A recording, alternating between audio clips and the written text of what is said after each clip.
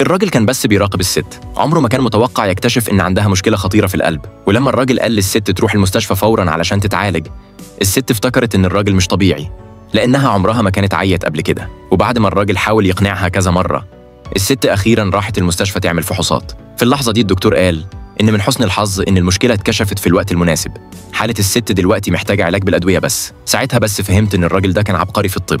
واتضح إن من سنة وهو راجع على بيته، الراجل أنقذ شخص كبير في السن بالصدفة.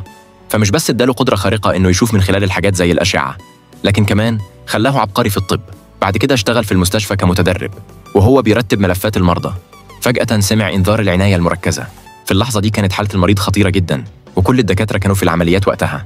أول ما الراجل جري على هناك، استعمل قدرته إنه يشوف الأشعة علشان يشخص حالة المريض، وبعدها قال للممرضة تحضر الدواء وتبدأ العلاج. لكن الممرضة افتكرته مجرد متدرب وقالت له يمشي فوراً.